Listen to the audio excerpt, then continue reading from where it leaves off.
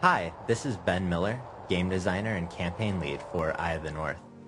Guildwars Eye of the North is our first true expansion because it is entirely created for existing Guild Wars players.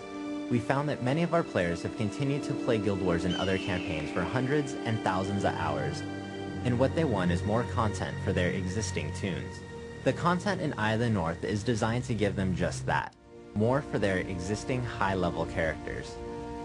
This has been very exciting for us because whenever we released a new standalone campaign, we have to design new professions, starter armor, and tutorials.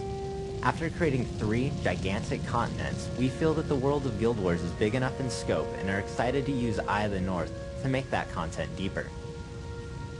We've made a number of enhancements to the Guild Wars engine to ensure that it is the best looking Guild Wars game ever. Our new shader effects make visuals like this forest fire possible. Eye of the North takes place in the continent of Kyria, the location of the original Guild Wars game. Set several years later, players get to learn what happened to the cultures and characters that they interacted with previously. Eye of the North is filled with all sorts of new ways for existing Guild Wars players to change the look and appearance of their existing characters. It comes with 40 full sets of armor across the 10 professions, including special, non-set pieces like those magma hands or the awesome ninja mask that are usable by any profession.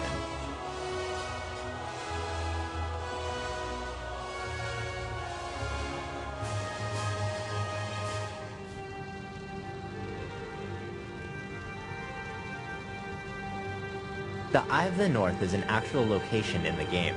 Players don't start here, but once they reach it, it becomes a central hub around which most of their questing, trading, and interaction takes place. It is one of the largest buildings we have built yet in Guild Wars. Now, we announced Guild Wars 2 earlier this year, and in part of that, we announced that players would be able to play as other races for the first time. We wanted to introduce some of these races so that players could see what they were like and learn about them. In Eye of the North, some of these new races appear as heroes. In Guild Wars Nightfall, we introduced heroes. The cool thing is, even if you don't own Nightfall, purchasing Eye of the North will give you access to 10 new heroes you can unlock and use in prophecies and factions. You can equip their weapons and armor, select what skills they use, and even command them in battle. Here we have one of the heroes you can unlock in Eye of the North, Pyre Fearshot, a Char. In the original Guild Wars, the Char were the main menace that threatened Ascalon. In Eye of the North, you will face them yet again. In each society, there are always outsiders, and in this case, Pyre has his own reasons for working with humans.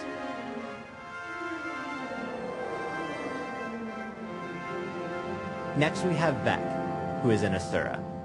The Asura are an extremely powerful, magical, underground race that were driven to the surface by the appearance of the Destroyers, another of the menaces that players will learn about and fight in Eye of the North. The Asura are a highly intelligent race who aren't afraid to let you know how much smarter than you they are at every chance they get. Lastly, we have the beautiful Jorah, a Norn. More at home in the far Shiver Peaks, staring down a giant frostworm in a blizzard than in Lion's Arch or Kainang. The Norn make it very clear from the get-go, they don't have armies, they have heroes. Here's the Norn settlement of Gunner's Hold. Cultures play an important role in Eye of the North, and building one's reputation with a culture will yield many benefits. One of the ways to do this will be to play their minigames. Playing these minigames isn't required, but they add a lot of additional content for our players. The Norn are a warrior race. They value strength and combat, so their minigame is the Norn Fighting Tournament. The call has gone out across the land for all the very best champions to compete in it. As a result, players will fight against heroes, henchmen, and villains from the previous 3 campaigns. The better you do in these minigames, the faster your reputation grows.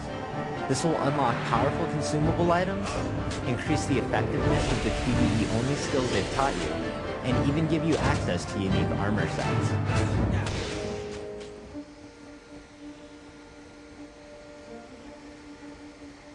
The Asura have been forced from their century-old dwellings beneath Kyria. They have made their new home along the Tarnished Coast. This is the southern area of what players will recognize as the Maguma jungle. Here we have an area known as Riven Earth. It is filled with ambient magic that the Asura have come to harness in order to battle the destroyers.